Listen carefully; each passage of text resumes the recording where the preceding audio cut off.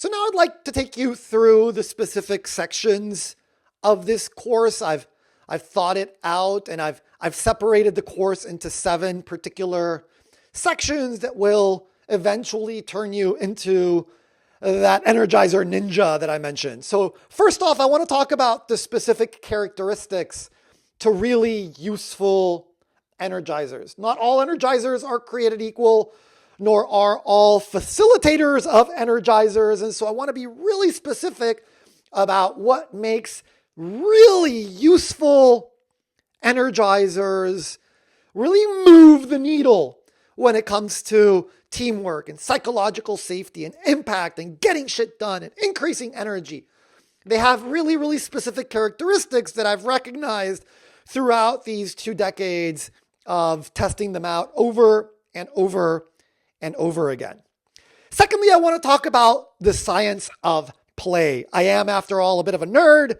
And so I want to dig into the science, particularly the neuroscience, to see what's actually going on in our brains when we're loosening up, when we are operating at a different level, particularly at work. Corporations and governments, they feel like they have all this really serious work to be done, and so they can't approach it through play. They need to be really, really adult-like. And that gets in the way of the magic of innovation and creativity and collaboration and having people really thrive and enjoy and be passionate at their work and to find meaning and connection and purpose. We're made to play, and I'm going to explain how that plays out in our evolution and in particular in our biologies. Thirdly, I want to talk about foolishness, which of course is linked a bit to play, but it goes even deeper to a philosophical level. And I want to use the work of an incredible Stanford scholar that I'll be talking about later, a real hero of mine who was really the key to implementing this idea of operating at all kinds of levels, rational level, but also irrational level, and how sometimes dipping into that foolishness or irrationality or childlike adventurous spirit can really make a tremendous difference in the very serious work that we might be doing. Number 4, I want to talk about the why of Energizers. Energizers fall flat if the person leading them and the person encouraging others to do them doesn't understand the why, right? The main goal of doing these exercises, because they always should have a strong, focused goal.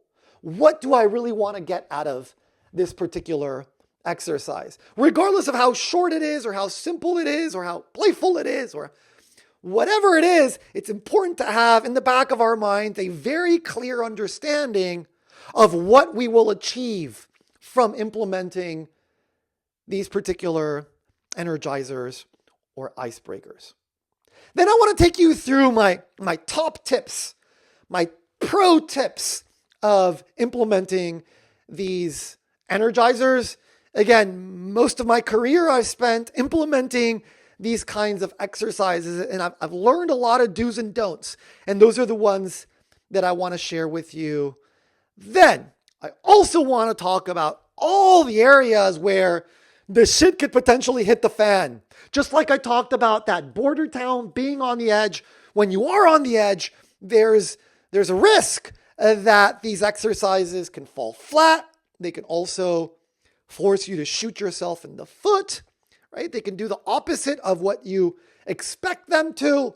And so to be a really, really nuanced user of these Energizers and icebreakers, we need to be careful. We need to keep a lookout for certain warning signs, and I'll be talking about those as well. And finally, I want to share additional resources so you can continue to develop yourself further as a powerful Energizer facilitator once you're done taking this course.